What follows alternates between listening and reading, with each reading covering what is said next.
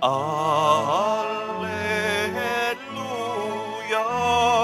alleluia,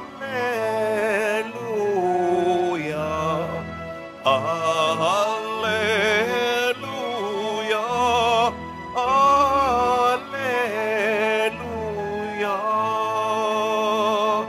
Pinagkasundo ni Kristo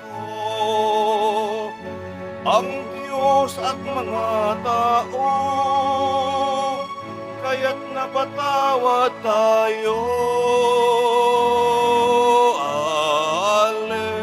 Alleluia, alleluia, alleluia, alleluia.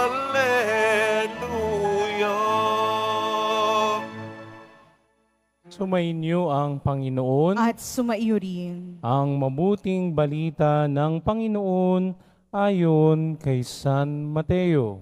Papuri sa iyo, Panginoon. Noong panong iyon, umalis ang mga Pariseo at nag-usap-usap kung paano ipapapatay si Jesus.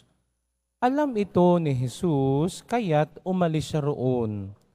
Maraming sumunod sa kanya at pinagaling niya ang lahat ng may sakit. Ngunit mahigpit niyang ipinagbilin sa kanila na huwag ipamamalita ang tungkol sa kanya. Nangyari ito upang matupad ang sinabi ni Propeta Isaías. Naririto ang lingkod ko na ako rin ang humirang. Minamahal ko ng labis, lubos kong kinalulugdan. Ang banal kong espiritu sa kanya ay ibibigay. Sa lahat ng mga bansay ibabadhay katarungan. Hindi siya makikipagtalo, mahinahon kung mangusap. Ang tinig niya sa lansangay tinig lamang na paanas. Hindi niya puputulin yaong tambong nakahapay, ni hindi rin papatayin ang umaandap na ilawan. Hanggang itong katarungay mapagtagumpay niyang ganap at ang pag-asa ng tao sa kanya ay ilalagak. Ang mabuting balita ng Panginoon. Pinupuri ka namin, Panginoong Yesukristo. Magsiupo po muna ang lahat. Magandang umaga po sa inyong lahat. Pakibati inyong katabi, mahal ka ni Lord. Yan. Palakpakan natin ang Panginoon sa umagang ito. Ha? Sabihin nyo nga, I am blessed. Mas malakas. Sa katabi mo, sabi mo sa katabi mo, you are blessed. Mas malakas. Sabay-sabay nating sabihin, we are blessed. Mas malakas. Palakpakan natin ang Panginoon sa umagang ito. Ha? Sabihin nyo nga po, umiwas ka sa gulo. Ay, parang nanghina. Ulit, sabi nyo, umiwas ka sa gulo. Tignan mo yung katabi mo, sabi mo, umiwas ka sa gulo. Totoo yan. Ano? Hanggat maari sa buhay ko at buhay nating mga tao, ayaw natin ng gulo. Amen? Taas ang kamay na gusto ng gulo, taas ang kamay. Wala. No? Ayaw natin ng gulo. Subalit, hindi rin natin maiiwasan ng may mga tao na gustong guluhin ang buhay natin. Amen? No? Kumbaga, ito yung mga tinatawag natin mga kontrabida ng buhay natin. At kapag tayo ng pang-abot sa mga tao na ayaw naman nating makita at gustong gumulo sa buhay natin, doon magkakaroon ng gulo. At kapag nagkaroon ng gulo, magkakaroon ng away. At pag nagkaroon ng away, magkakahati-hati. Amen? Kaya anong laging kapayo-payo sa atin ng ating mga magulang, ang mga lolo't lola natin? Umiwas sa gulo. Hindi naman masamang umiwas sa gulo, no? Ayaw lang natin na magkaroon ng pag-aawayan, di pagkakasundo. Ito ang makikita natin sa mabuting balita. Sapagkat ang mga Pariseo ay talaga nag-iisip na ng mga bagay-bagay para ipapatay si Jesus. Pwede namang komprontahin agad yun ni Jesus eh. Subalit anong sinabi sa ating mabuting balita? At si Jesus ay umalis sa lugar na iyon. Bakit?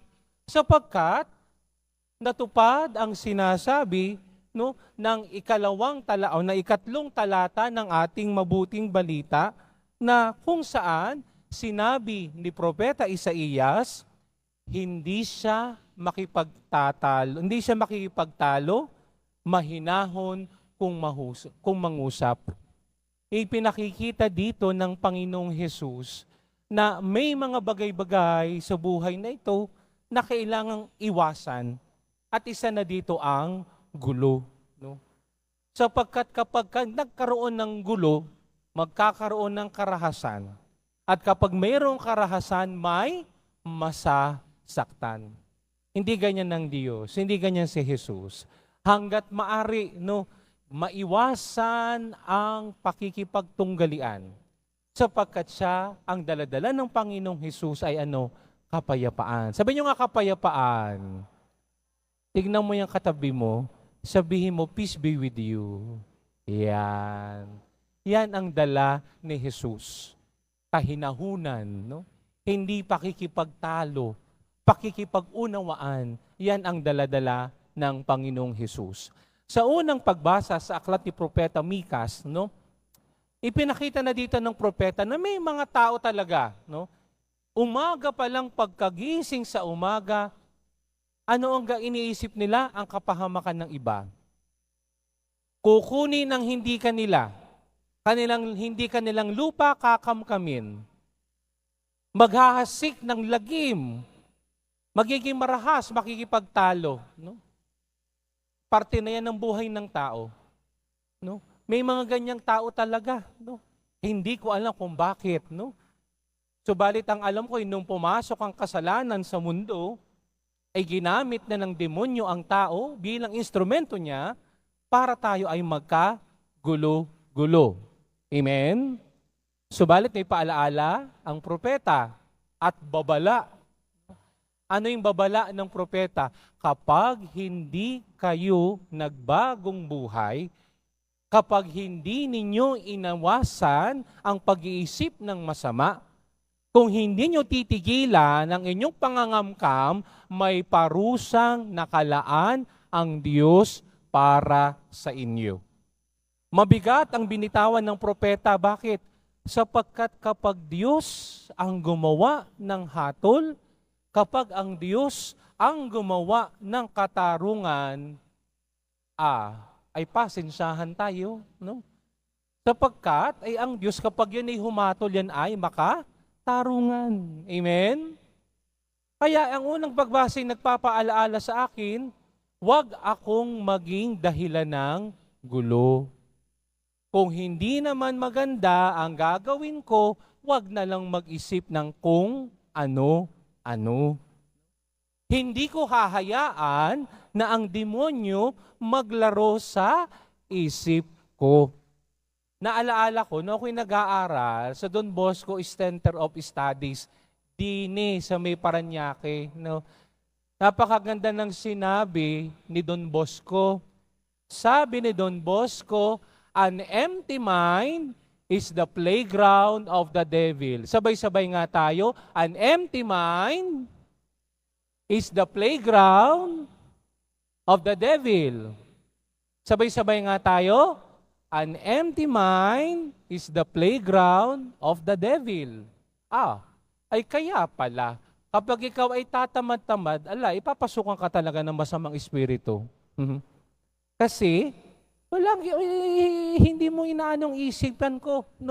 Hindi nag-iisip, pwede naman ako maghugas ng pinggan, maglinis, magtanim. Abay, kaaga-agay magiinom, maglalasing, maninigarilyo, machichismis na, ayan na. Hinahayaan natin ang demonyo na pumasok sa ating mga sarili at magiging mitsa para magkagulo. Amen? Kaya sa ating mabuting balita, tayo tumulot sa Panginoong Hesus. Umiwas siya sa gulo. Alam niya na merong hindi magandang iniisip ang mga Pariseyo. Umalis siya. Negative ay alis ako dyan. Sapagkat kapag naging pinatulan ko yon, ay gulo. Tapos nung umalis ang Panginoong Hesus, anong ginawa niya? Nagpagaling siya ng mga may sakit. No? Lahat ng inaalihan ng masamang espiritu, pinagaling niya. Yung kanyang kaisipan, binuno niya ng mga magagandang gawain. Pagpapagaling ng may sakit, pagpapalayas ng mga demonyo, pangangaral ng mabuting balita. Kaya natupad ang sinabi ng propeta Isaías. Ay di tayo din, no? Bilang kamanlalakbay ko sa mundong ibabaw na ito patungo sa Diyos, tayo'y inaanyayahan ng ating Panginoong Hesus. Umiwas tayo sa gulo. Umiwas tayo sa karahasan. Sapagkat ang tinutularan natin ay walang iba kundi ang Panginoong Hesus na maamo at mabuti. At meron din isa pang paalaala ang ating mabuting balita. Ano po yun, Father? Huwag akong maging pasimuno ng gulo. Ayan. Yan ang magandang paalaala. No?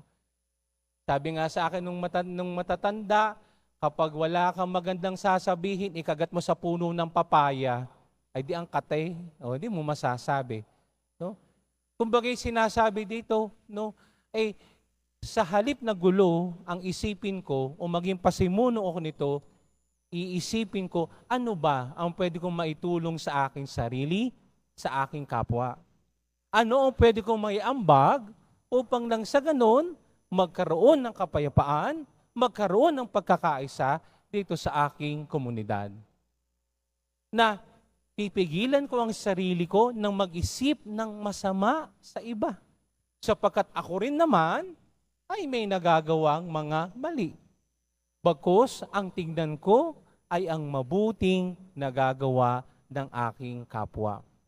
Hari nawa, sa tulong ng mahal na poong Jesus Nazareno, una, matuto akong umiwas sa gulo. Yan ang hihilingin natin sa Poong Jesus Nazareno. Poong Jesus Nazareno, tulungan mo kong umiwas sa gulo. Pangalawa, hihilingin natin sa mahal na Poong Jesus Nazareno, mahal na Poong Jesus Nazareno, huwag nawa akong maging pasimuno ng gulo. At pangatlo, ang panalangin natin sa mahal na Poong Jesus Nazareno, Poong Jesus Nazareno, tulungan mo akong laging makita ang kabutihan ng iba sa halip ang kanilang mga pagkakamali. Amen. Palakpakan natin ang Panginoon sa umagang ito.